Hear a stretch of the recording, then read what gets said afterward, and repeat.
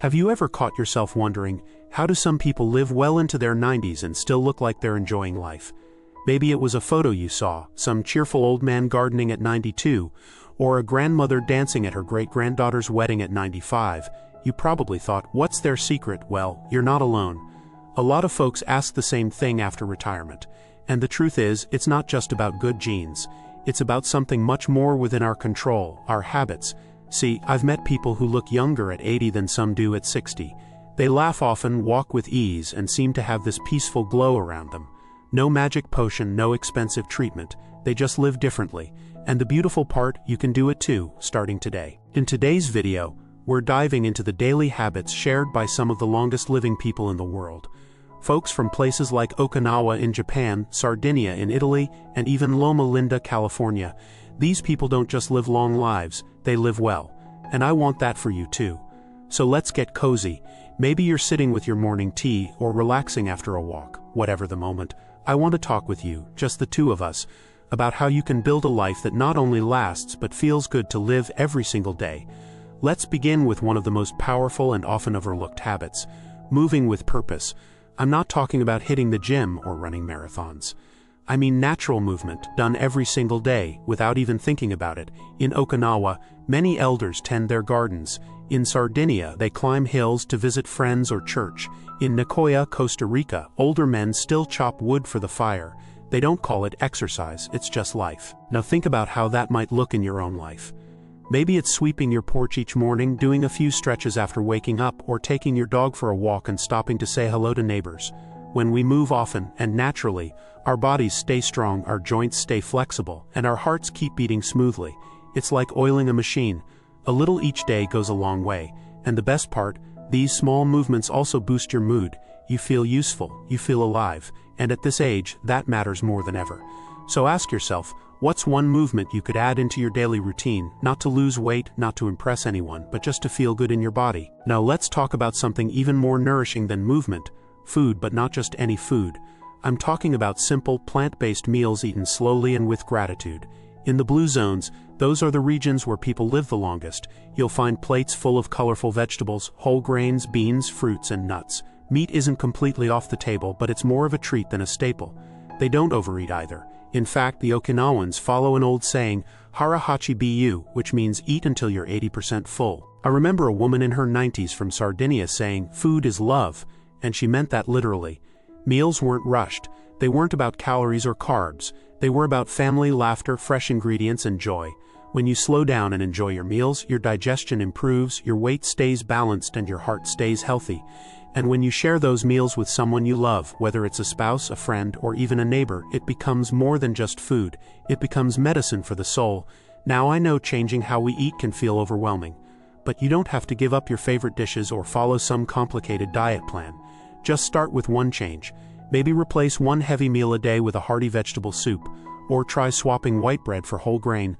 Little changes done consistently can add years to your life and life to your years. And that brings me to a third habit that may surprise you. Having a reason to wake up in the morning. It's called ikigai in Japanese. Your purpose. It doesn't have to be big. It could be taking care of your grandkids, feeding the birds, calling an old friend, volunteering at the library, or writing down your life story. But the point is, you matter, and the world still needs you in it. I once spoke to an 87-year-old man who delivered newspapers each morning.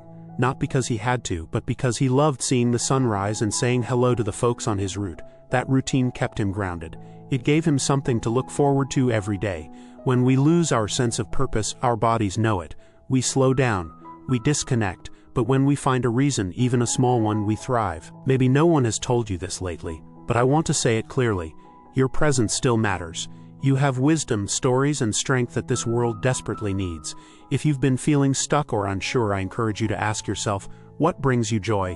What gives you a spark, even if just a little one? Start there. Even watering a plant can be an act of hope. Now that we've looked at moving with purpose, eating with intention, and waking up with meaning, let's keep going, because there are still more habits that make all the difference in living to 90 and beyond, not just breathing, but truly living. You know, when we talk about living a long life, it's easy to get caught up in physical health. What we eat, how much we move, our blood pressure or cholesterol levels. And yes, those things matter. But if you look closely at the lives of the world's oldest, happiest seniors, you'll notice something that doesn't show up on a doctor's chart. I'm talking about connection, real, meaningful relationships. One thing that stood out to me when I was reading about these long-living communities is how deeply connected they are to others. In Sardinia, you'll often see several generations living under one roof. In Okinawa, they have something called a moai, a small group of lifelong friends who look after each other through thick and thin. When someone falls ill, the others show up. When one needs help with cooking or errands, the rest are there. No one is left behind, and that's the secret. It's not just the vegetables or the daily walks, it's knowing someone cares whether you got out of bed this morning. It's having someone to laugh with, cry with, and share Sunday afternoons with. Isolation, especially in our later years, is dangerous. It doesn't just make us feel lonely, it physically weakens us. It can raise blood pressure, disrupt sleep, and even shorten life expectancy. If you're watching this and you've been feeling a little cut off, maybe the kids moved away or some old friends have passed, I want to gently remind you, it's never too late to reconnect. Maybe there's a neighbor you wave at but have never really spoken to. Maybe there's a community group, a book club, or even a walking group nearby you could join. Even a weekly phone call with a distant friend can bring back warmth into your days. And don't underestimate the power of giving either.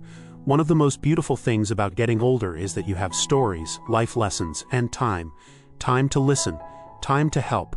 Volunteering, even in small ways, can bring a surprising amount of joy and a renewed sense of purpose. Just think how much light you could bring into someone else's life with something as simple as your presence. Now let's shift for a moment to something a bit quieter but just as important, how we handle stress.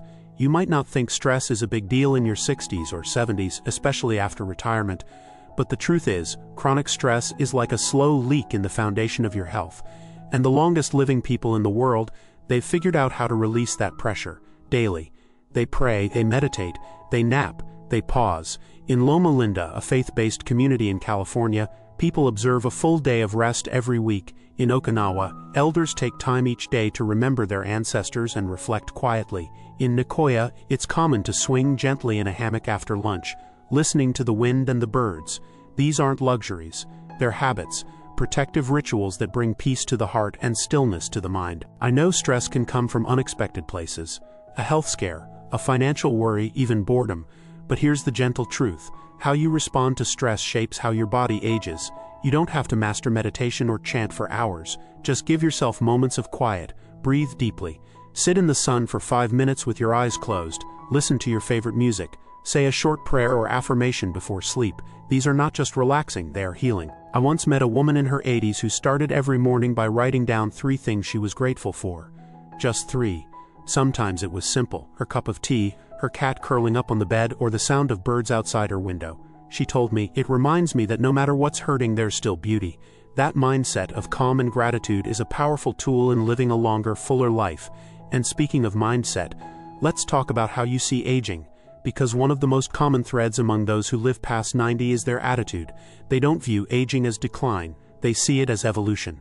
Sure, their hair may turn silver, and their steps might be slower, but they hold on to a zest for life, a sense of curiosity, a willingness to keep learning, keep trying, and keep showing up. You can spot it in their eyes, that sparkle, that stubborn joy, that quiet resilience that says, "I'm still here, and I've got more to do." That's what gives life its richness. You don't have to settle for just getting by. You can wake up every day with something to look forward to. You can laugh so hard your cheeks hurt. You can surprise yourself with new skills, a puzzle you never tried before, a recipe you thought was too fancy, even a silly dance move your grandkids taught you. This belief that you're not too old for anything meaningful isn't just motivational fluff. It's the difference between fading and flourishing. When your mind is engaged, your spirit stays young. And when your spirit is young, your body often follows. So as you move through this part of your life, I invite you to make space for the habits that really matter. Connect, breathe, laugh, rest, and never stop believing in your own value. There's no expiration date on purpose or joy, and the more you lean into these moments, the more life gives back. Now let's talk about something so simple, yet so overlooked in our modern lives, eating like your life depends on it. Because truthfully, it does. And I'm not talking about diets or cutting out all your favorite foods. In fact, the longest living people in the world don't count calories or follow complicated meal plans.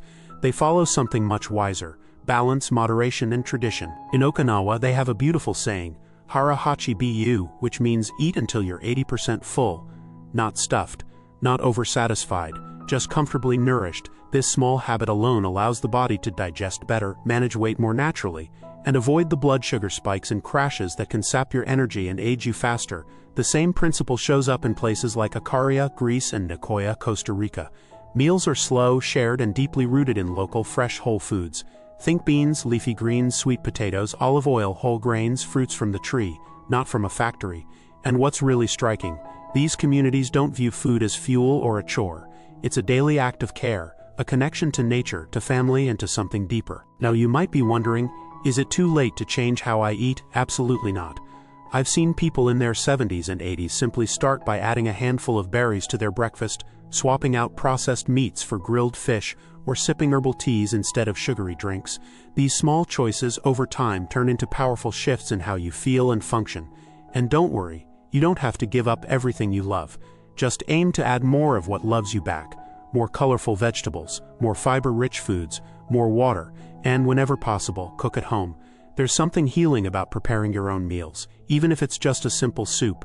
It reminds your body and your brain that you're choosing life every single day. Speaking of the brain, that brings us to another essential habit found among those who live into their 90s and beyond: staying mentally active. You know the saying, use it or lose it. It's not just about your muscles. Your mind is a muscle too, and it thrives on curiosity, creativity, and challenge. The oldest people in the world don't spend their golden years zoning out in front of a TV. They garden, they play games, they sing, write, tell stories, and learn new things, even well into their 80s and 90s. One 100-year-old woman in Sardinia still knitted daily. Another in Japan took up painting at 87 and held her first gallery showing at 91. What matters is not what you do, it's that you do something. Something that makes your brain stretch a little, focus a little, and spark with interest. Maybe that's reading a new book. Maybe it's trying to learn a few words of a different language. Maybe it's playing cards or Sudoku or chatting with someone younger and learning their perspective. The point is, your brain is still growing, still building new connections, and still craving stimulation, just like it always has. So feed it. Talk to new people. Try new things. Laugh at yourself when you mess up, and then try again. Mental sharpness isn't about never forgetting where you left your glasses. It's about staying engaged with life. I remember speaking with an 89-year-old gentleman who spent his mornings doing crossword puzzles and his afternoons writing letters to his grandchildren.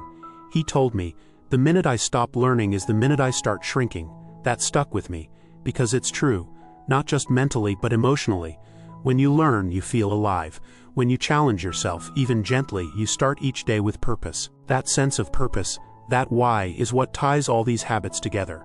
People who live the longest aren't just avoiding death. They're embracing life. They have something or someone to live for. It might be a garden they want to keep blooming. It might be their faith. It might be their role as a great-grandparent, a mentor, a storyteller. Something that pulls them forward every morning and makes getting up worthwhile. You don't have to have a grand mission. Your purpose can be quiet and simple. Maybe it's walking your dog each morning. Maybe it's finishing a family photo album. Maybe it's calling your sister every Sunday. Purpose isn't about being busy, it's about feeling connected to something outside of yourself. Something that matters. If you feel like you've lost that sense of meaning, don't worry. It happens, especially after retirement or the loss of a loved one. But just as you once discovered joy in new phases of life, you can rediscover it now. Start by asking yourself, what makes me feel useful, or what lights me up even just a little? Follow that spark. Living to 90 and beyond isn't about clinging to life, it's about leaning into it. Showing up every day with the tools that help you thrive. Nourishing food, movement that feels good, connection to others, calmness in your heart, curiosity in your mind, and something meaningful to guide your days. These aren't secrets, they're habits, choices, and the beautiful part is, you can start them at any age. One of the most beautiful things I've come to understand from the world's longest living people is this: aging isn't something to be feared, it's something to be embraced, even celebrated. And one of the most powerful habits that ties all of this together, from strong bodies to joyful hearts and sharp minds, is something you might not expect. It's community. You see, in every single blue zone, those rare places in the world where people regularly live past 90 and even 100, there is a strong sense of connection.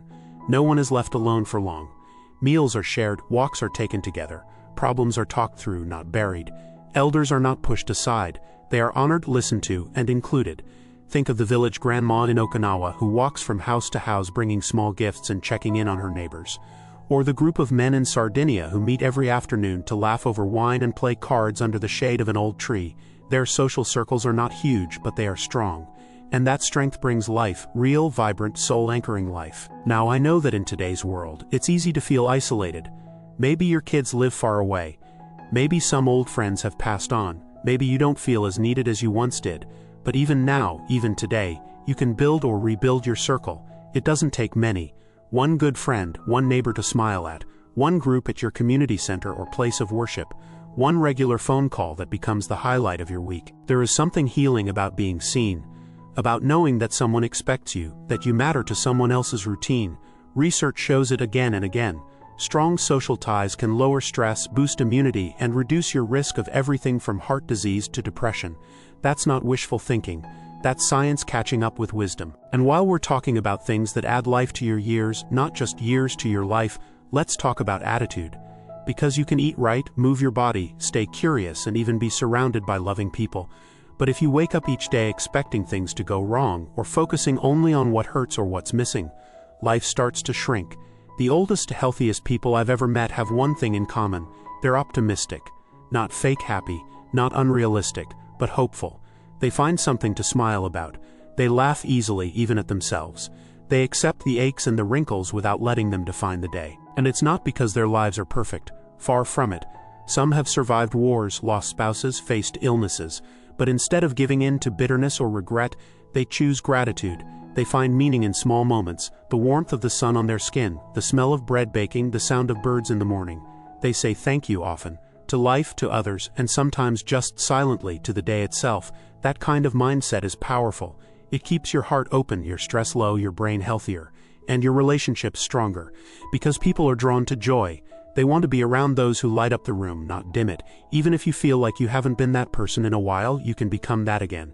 It just starts with one small moment of choosing to focus on what's still good. So let's take a step back and bring it all together. If you want to live a longer, healthier, more joyful life, even into your 90s and beyond, it's not about finding the perfect diet or chasing youth. It's about doing the small, meaningful things consistently. Move your body every day, even if it's just a walk to the mailbox or stretching while you listen to music. Breathe deeply. Sit in stillness when you can. Choose foods that are grown, not manufactured. Listen to your hunger and stop when you're satisfied. Keep your mind active with new ideas, conversations, and creative pursuits. Cultivate relationships. One real one is better than a dozen shallow ones. And always look for reasons to laugh, to give, and to keep going. These 6 habits, the ones practiced by the world's longest living seniors, aren't magic. They're available to you right now, exactly where you are. You don't have to do them all at once. You don't have to be perfect. Just begin. Pick one. Try it for a few days, then try another. Let it grow slowly, naturally, into a rhythm that feels like it fits your life. And remember this, it's never too late. You are not too old, too tired, or too far gone to make changes that matter. Every single day you wake up is a new opportunity to move closer to the kind of life you want to live. A life with energy, with laughter, with connection and purpose. If this message spoke to you today, I'd love to hear from you in the comments. Tell me what habit you're most excited to try, or what you've already been doing that's helped you feel younger and stronger. Your words might be exactly what someone else needs to hear. And if you found this video helpful, please give it a thumbs up and consider subscribing to the channel. We're building a community here. One that supports each other in aging well, living fully, and staying vibrant no matter what year is on the calendar. Here's to you, to your strength, to your wisdom, and to your journey toward 90 and beyond, with grace, with courage, and with a smile. You deserve a life that feels as good as it looks on paper. And I believe with these habits and a little consistency, you can absolutely get there. Here's to living your best life at any age.